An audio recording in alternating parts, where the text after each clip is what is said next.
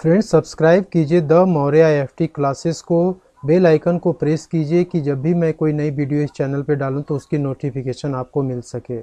दोस्तों, मैं इसमें बताऊंगा आपको कि किस तरीके से आप अपना आईटीआर फाइल करते समय अपने फिक्स डिपॉजिट या रिकरिंग डिपॉजिट पे के इंटरेस्ट पे जो आपका टीडीएस कटा है उसको किस तरीके से अपने आईटीआर में आप शो करके आप उसका क्लेम ले सकते हैं और या फिर अपने टैक्स लायबिलिटी में से उसे एडजस्ट करा सकते हैं। फ्रेंड्स, जनरली क्या होता है कि आपको सबसे पहले तो ये देखना पड़ेगा कि आपको जो फिक्स डिपॉजिट या रिकरिंग डिपॉजिट पे जो इनकम हुई है, इंटरेस्ट इनकम हुई है, उस पे जो टीडीएस कटा है उसको वो कहाँ शो होता है। तो उसका जो टीडीएस का जो अमाउंट होता है वो फॉर्म 26AS में शो किया जाता है। यदि बैंक ने या पोस्ट ऑफिस ने यदि टीडीएस काटा है इंटरेस्ट इनकम पे, तो वो गवर्नमेंट अकाउंट में जब भी अपडेट करेगा, जमा कराएगा, तो उसका सारा डिटेल फॉर्म 26AS में अपडेट हो जाता है। तो आपको फॉर्म 26AS को देखने के लिए ई फाइल में आप जाएंगे, इनकम टैक्स रिटर्न पे आप क्लिक करेंगे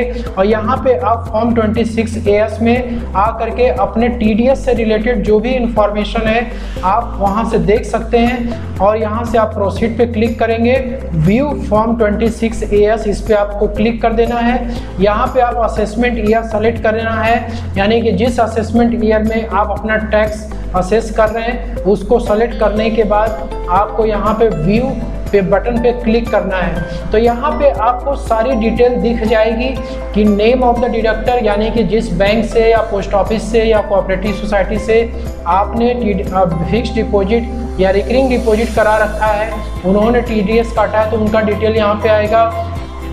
जो अमाउंट उन्होंने पे किया आपको इंटरेस्ट का, यदि यहाँ पे 50,000 के ऊपर उन्होंने यदि इंटरेस्ट पे किया होगा तो आपका वो अमाउंट यहाँ पे दिखेगा और यहाँ पे टोटल डिडक्टेड जो अमाउंट टीडीएस का है वो यहाँ दिखेगा, ठीक है। और टोटल टीडीएस डिपॉजिटेड का अमाउंट यहाँ पे दिखेगा। तो टीडीएस से रिलेटेड जो जानकारी आपको इसी फॉर्म 26AS से ही आपको मिलेगी। इस फॉर्म 26AS का जो डाटा है वो आपके आईटीआर में अपडेट हो जाता है, ऑटो पॉपुलेट हो जाता है। फॉर्म 26AS का जो डाटा है उसको आपको AIS से भी मैच कराने की ज़रूरत है, क्योंकि कभी कभी क्या होता है कि यदि आपको इंटरेस्ट का पेमेंट किया गया है लेकिन वो एक जो लिमिट मैंने बताया था 40,000 50,000 वाला, तो उस लिमिट से कम है, टीडीएस तो नहीं कटेगा लेकिन जो इंटरेस्ट का अमाउंट है वो इंटरेस्ट का अमाउंट आपका एक तरीके से इनकम फ्रॉम अदर सोर्सेज की कैटेगरी में आता है, तो वो आपके AIS में ज़रूर से रिफ्लेक्ट करेगा, ठीक है। तो आपको टैक्स पेयर इंफॉर्मेशन समरी में वो सारी डिटेल यहाँ पे मिल जाएंगी। जैसे इंटरेस्ट फ्रॉम सेविंग बैंक लिखा है, इंटरेस्ट फ्रॉम डिपॉजिट लिखा है, तो इस डिपॉजिट में आपको फिक्स डिपॉजिट, रिकरिंग डिपॉजिट, ये सब का सारा जो इंटरेस्ट का अमाउंट है आपको यहाँ पे शो होगा, ठीक है। तो फॉर्म 26AS और AIS का डाटा आपको जरूर से मैच करना है। मैच करने के बाद अब आपको आईटीआर में इसको किस तरीके से शो करना है और यदि शो हो गया है तो आपको किस तरीके से आगे प्रोसेस कराना है उसको हम चलिए समझ लेते हैं। दोस्तों, यहाँ पे हम आ चुके हैं। आप भी जब लॉगिन करेंगे आईटीआर चूज करेंगे कौन सा आईटीआर फाइल करना है, आईटीआर 1, आईटीआर 2, आईटीआर 3, चाहे कोई भी आईटीआर फाइल करें, आपको जो भी इंटरेस्ट की इनकम हुई है वो सब में सारा प्रोसेस सेम है। जो इंटरेस्ट का इनकम होता है वो इनकम फ्रॉम अदर सोर्सेस में आता है, उसमें शो किया जाता है। और मैं आपको एक बात और बता देना चाहता हूँ कि यदि कोई भी सीनियर सिटीजन पोस्ट ऑफिस में SCSS का जो सीनियर सिटीजन सेविंग स्कीम में यदि इन्वेस्टमेंट करता है तो उसको सेक्शन 80C में डिडक्शन मिल जाता है, ठीक है, मैक्सिमम 1.5 लाख रुपए तक। और यदि आप फिक्स डिपॉजिट कराते हैं तो मैक्सिमम 5 साल के लिए यदि आप कराते हैं, कम से कम 5 साल, तो आपको फिक्स डिपॉजिट का जो भी इन्वेस्टमेंट है उस पर आपको 80C में डिडक्शंस मिल जाता है। लेकिन जो इंटरेस्ट का इनकम होता है वो इंटरेस्ट का इनकम फ्रॉम अदर सोर्सेज में आपका इंक्लूड किया जाता है और उस पर जो बेसिक टैक्स रेट है उस पर चार्ज किया जाता है। दोस्तों, पर्सनल इंफॉर्मेशन आप जब भी फिलअप करेंगे पर्सनल इंफॉर्मेशन हमारी कंफर्म हो जाती है। फिर यहाँ पे ग्रॉस टोटल इनकम में आपको आना है। ग्रॉस टोटल इनकम में आने के बाद जैसे मैंने इसमें ITR फाइल कर दिया, इसलिए मुझे बार बार ये पॉपअप कर रहा है, ठीक है। लेकिन मैं आपको जरूर से इसको क्लियर समझा दूंगा कि किस तरीके से आपको इसमें शो होता है, और यदि नहीं शो हो रहा है तो आपको किस तरीके से शो करना है वो भी मैं आपको इसमें समझाऊंगा। सो दोस्तों, बेसिकली जो इंटरेस्ट का इनकम होता है वो इनकम फ्रॉम अदर सोर्सेज में ही आपको दिखेगा। जैसे यहाँ पे आप देख रहे हैं इनकम फ्रॉम अदर सोर्सेज, तो यहाँ पे देखिए इंटरेस्ट फ्रॉम डिपॉजिट, बैंक में, पोस्ट ऑफिस में, कोऑपरेटिव सोसाइटी, जिसमें भी आपने डिपॉजिट कर रखा है, तो यहाँ पे इंटरेस्ट उसका शो होगा इनकम फ्रॉम अदर सोर्सेज में।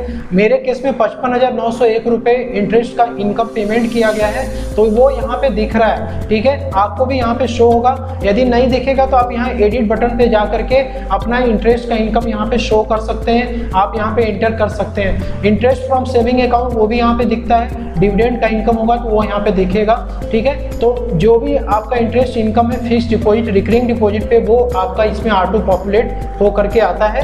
इसके बाद आप यहाँ पे कंफर्म पे क्लिक कर दीजिएगा। कंफर्म पे जब आप क्लिक करेंगे तो आपको नेक्स्ट वाला जो ऑप्शन है वो आपको मिलेगा टोटल डिडक्शंस का।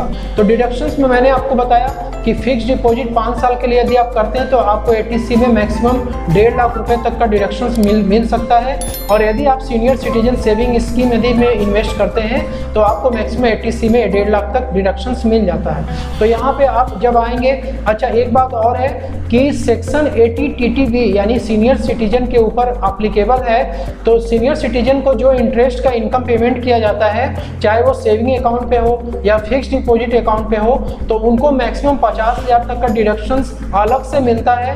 ATC में जो अमाउंट वो इन्वेस्ट करते हैं उसके अलावा जो इंटरेस्ट का इनकम है 50,000 तक उनको 80 TTB में भी डिडक्शंस मिल जाता है। सो फ्रेंड्स, सीनियर सिटीजन के लिए केवल है, बाकी और लोगों को 80 TTB डिडक्शंस नहीं मिलता है। तो यहाँ पे आपको 80 TTA का डिडक्शंस है या कोई और डिडक्शंस आप एलिजिबल हैं तो यहाँ से सेलेक्ट कर सकते हैं, फिर आप कंटिन्यू पे क्लिक कर देंगे तो आपको जो डिडक्शंस का जो पेज है वो ओपन हो जाएगा, और उसमें आप अपने डिडक्शंस का अमाउंट इंटर कर सकते हैं। हालांकि बहुत सारे डिडक्शंस जो होते हैं जो आप अपने एम्प्लॉयर को सबमिट करते हैं, यदि सैलरी एम्प्लॉय है तो वो तो ऑलरेडी ऑटो पॉपुलेट होके आ जाता है, लेकिन यदि नहीं आया है तो आप यहाँ से भी वो डिडक्शंस, जैसे यहाँ पे देखिए 80 TTB का है इंटरेस्ट ऑन डिपॉजिट, तो ये सीनियर सिटीजन के लिए है। जब सीनियर सिटीजन अपना ITR फाइल करेंगे तो उस केस में यहाँ पर उनका शो किया जाएगा 80 TTB का डिडक्शंस, तो यहाँ से वो ऐड कर सकते हैं और 50,000 तक का डिडक्शंस उनको मिलता है, ठीक है। सो यहाँ पे ATC में जब आप आते हैं तो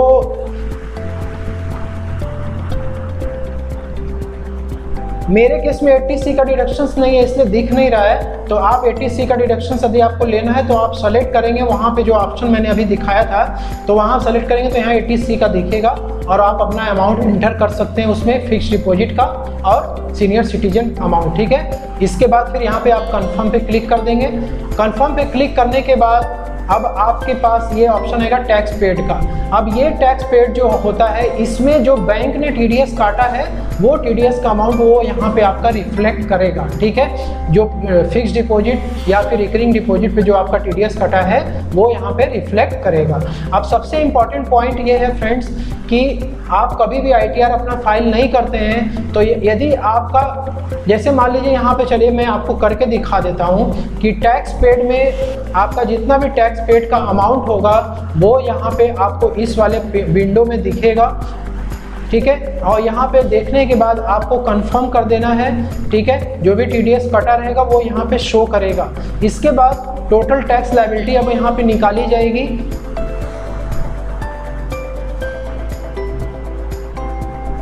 टोटल टैक्स लायबिलिटी में अब देखिए यहाँ पे कंप्यूटेशन होगा, कंप्यूटेशन ऑफ इनकम में ग्रॉस टोटल इनकम आपका आएगा और यहाँ पे टोटल डिडक्शंस माइनस हो जाएगा और टोटल इनकम यहाँ पे आ जाएगा, ठीक है। तो यदि आपका टोटल इनकम 2.5 लाख के यदि नीचे है, ठीक है, इवन 5 लाख के नीचे है, तो आपका जो टोटल जो TDS कटा है वो पूरा रिफंड हो जाएगा, ठीक है। लेकिन यदि आपका टोटल इनकम 5 लाख के ऊपर क्रॉस करता है तो उस केस में जो आपका टैक्स बनेगा उसमें से TDS का अमाउंट एडजस्ट हो जाएगा। यानी कि यहाँ पे देख लीजिए आप ये जो आपका टोटल टैक्स और इंटरेस्ट और जो आपने पे किया हुआ है वो आपका एडजस्ट हो जाएगा। एडजस्ट होने के बाद जो नेट अमाउंट बचेगा वो आपका नेट अमाउंट रिफंड हो जाएगा आपको, ठीक है। तो यहाँ पे आपको अपना जो भी कंप्यूटेशन है यहाँ पे आप देख सकते हैं। देखने के बाद आप यहाँ पे कंफर्म पे क्लिक कर देंगे। कंफर्म पे क्लिक करने के बाद जब आप प्रोसीड पे क्लिक करेंगे तो आपको सारी चीज़ें यहाँ पे दिखेंगी। You need to make payment या फिर you are eligible for refund, ये दो चीज़ें यहाँ पे आती हैं, ठीक है। यदि आप रिफंड के लिए एलिजिबल होंगे तो रिफंड का अमाउंट शो करेगा। यदि आपको एक्स्ट्रा अमाउंट यदि पे करना है यानी टीडीएस एडजस्ट कराने के बाद तो वो भी आपको यहाँ पे दिखेगा, ठीक है। और यहाँ पे आप देखिए आपको डिटेल भी दिखाएगा कि ग्रॉस टोटल इनकम आपका इतना था, डिडक्शंस आपका इतना बना, टोटल टैक्सेबल इनकम आपका इतना है, टोटल टैक्स आपका निकाल के यहाँ पे दिखाएगा। फिर इसके बाद यहाँ पे जो टोटल टैक्स आपने आपका जो बैंक है या पोस्ट ऑफिस है जो टीडीएस काटा है वो टीडीएस का अमाउंट यहाँ पे दिखेगा। टीडीएस का अमाउंट जो आपका रहेगा यहाँ पे अमाउंट पेएबल आएगा। यदि आपका जो टैक्स बन रहा है और जो टीडीएस कटा है दोनों को एडजस्ट कराने के बाद यदि आपका टीडीएस ज़्यादा आ रहा है तो रिफंड हो जाएगा और यदि टीडीएस कम है तो आपको यहाँ पे टैक्स का पेमेंट करना होगा। तो इस तरीके से आईटीआर में फ्रेंड्स आप अपना क्लेम ले सकते हैं। यदि आपका 5 लाख के नीचे है तो आपको पूरा रिफंड मिल जाएगा। यदि 5 लाख के ऊपर है टोटल इनकम तो उस केस में एडजस्टमेंट की जाएगी और जो आपका बनता है रिफंड तो रिफंड मिलेगा, नहीं तो आपको एडिशनल टैक्स लायबिलिटी का पेमेंट करना पड़ेगा। सो दोस्तों कैसी लगी ये वीडियो आप लाइक शेयर कमेंट करके जरूर बताइएगा। वीडियो अच्छी लगी तो लाइक शेयर जरूर करना। Thank you so much.